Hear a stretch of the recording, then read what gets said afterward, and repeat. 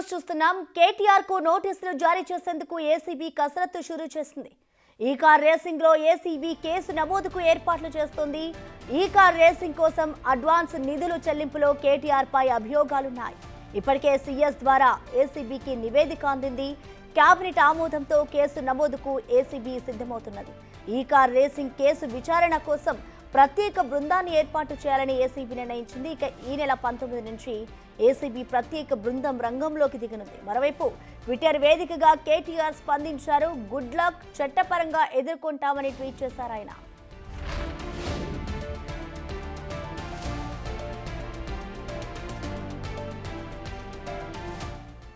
దీనిపై complete details ని మా అసోసియేట్ ఇన్పుడేటర్ నగేష్ అందిస్తారు. నగేష్, చెప్పండి, ఇటు ఏసీబీ అయితే కేటీఆర్ కు నోటీసులు చేసే కసరత్తు చేస్తోంది.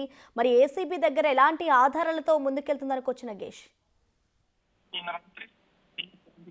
ఏసీబీ డైరెక్టర్ విజయ్ కుమార్ కి ఈ కార్ రేస్ కు సంబంధించిన ఫైల్ అందింది. ఫైల్ అందిన తర్వాత దీనిపైన కాసేపట్లో ఒక మీటింగ్ కూడా ఏసీబీ ఆఫీస్ లో కొనసాగనుంది. ఎందుకంటే కేటీఆర్ కు సంబంధించి ఈ కార్ రేసింగ్ లో ఇందులో ఇప్పటికే సీనియర్ ఐఏఎస్ అధికారి అరవింద్ కుమార్ ఉన్నాడు. ప్రిన్సిపల్ సెక్రటరీగా అప్పుడు అనుమతులు ఇచ్చింది కూడా అరవింద్ కుమారే. కానీ ఇదేంటంటే ఒక బిడ్ రూపేణ కాకుండా, జీవో రూపేణ కాకుండా డైరెక్ట్ గా వ్యక్తుల మధ్య జరిగిన ఒప్పందం రూపేణ ఇచ్చినట్టుగా తెలుస్తుంది.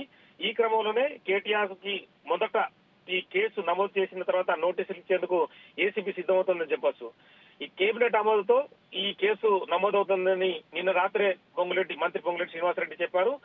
ఈ విచారణ కోసం ఈ కార్ రేస్ కు సంబంధించి, ఎందుకంటే యాజమాన్యం కూడా ఇందులో బాధ్యులుగా ఉంటారు.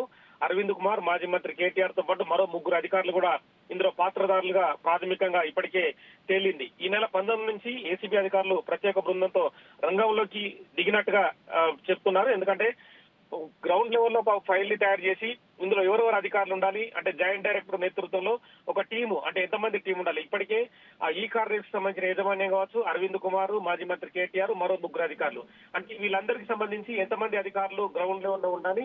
నోటీసులు, ఎందుకంటే కోర్టుకు కూడా సమాచారం ఇవ్వాలి కాబట్టి నోటీసులు కూడా లీగల్ గా తయారు చేయాలనే అంశాన్ని కూడా ముందుకు వెళ్లే అవకాశం కనిపిస్తుంది.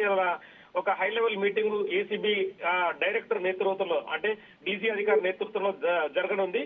తదుపరి ఈ విచారణకు సంబంధించి 19వ తారీఖు రోజు లేదా ఇవాళ రేపా అనేది కూడా డిసైడ్ చేసుకుని నోటీసులు అయితే మాజీ మంత్రి కేటీఆర్ కి, అరవింద్ కుమార్ కి, ఈ కార్ రేసింగ్ యాజమాన్యానికి, మరో 3 అధికారులకు కూడా నోటీసులు ఇచ్చి ఈ విచారణను ముందుకు తీసుకెళ్లే అవకాశం కనిపిస్తోంది.